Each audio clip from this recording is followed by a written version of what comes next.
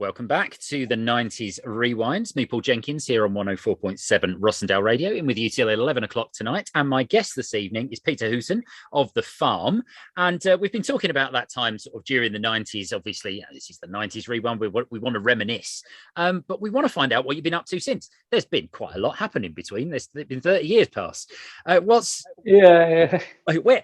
I mean, because The Farm went away, then they came back a bit. And then, I mean, we never officially split up, really. We just went our own separate ways. People started looking at sanded floors and antique radiators and buying houses and that. And I just thought to myself, can you make the race? So now I've got to go and look at this antique radiator.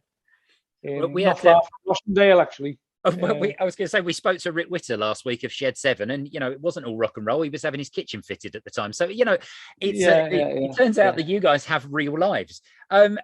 What sort of projects? Because I know that you've done a lot of solo work. Obviously, you spoke about writing books earlier on.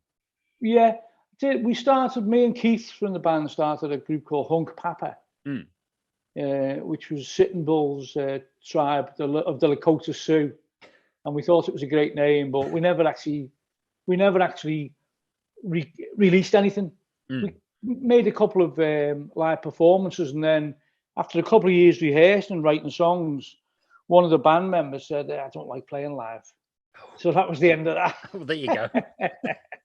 I'm more of a studio man, he said. So he's a lovely fella, and we thought, the whole sound was based upon the technology that he was coming up with, So then it was about 2005. The Happy Mondays were doing a bit of a tour, and they asked us if we wanted to play with them, So we reformed, really, and did.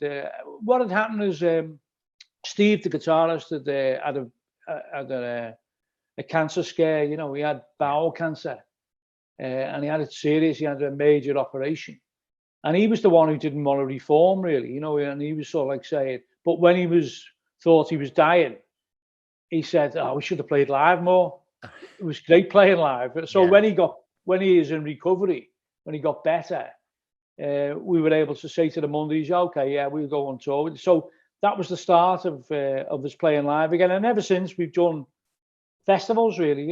We haven't done many live gigs on our own. We've just done festivals because everyone's doing their own thing. There's 2 filmmakers in the group. I've written a couple of books on Liverpool Football Club. I've just done a documentary for BT Sports on the Boot Room. Oh, right. Boot Room boys, Shankly, Paisley, Joe Fagan and that. Roy, as I said, Roy and Carl from the group, they're filmmakers. Come up with some very successful films, If you Google them, I mean, they're independent films, but they're, critically acclaimed, This is the thing with creatives, everyone is always working. They're always looking for the next thing, aren't they? Yeah, I did work in Lippe for a while doing mentoring with Keith Mullen, who's our guitarist, who still works there now, Yeah, and also we did sorry, and that's the Liverpool Institute of Performing Arts, which is the kind of fame school, it was called at the time, that Paul McCartney set up. But that's quite a massive institution in Liverpool now, isn't it? It is, yeah. It's been great for Liverpool, for attracting foreign students, and being absolutely superb for that area as well, for the local cafes and pubs and shops and that, So it's been great, yeah. But in 2011, we did the Justice Tonight tour with Mick Jones. Yeah. And that was to raise awareness for Hillsborough and the injustice surrounding Hillsborough. And that was obviously before all the inquests. Yeah. So it was before it was established in law that it was a miscarriage of justice, So for Mick Jones to do that, it was absolutely tremendous, and he wanted to do it because he said Joe Strummer would wanted him to do it, He said Joe would have been with us here. And I think he still always thinks about Joe. And every time before we went on stage, because we went all around the country and everywhere we went, groups were invited from that area. In fact, the Stone, Ian Brown, and got up in Manchester, Richard Hawley in Sheffield. So everywhere we went, there was people who came up and did a song, usually Bank Robber. Yeah. Because he started doing Clash songs. And I said, well, he said, I don't like doing Clash songs. He said, but, I know Joe would have wanted me to do them.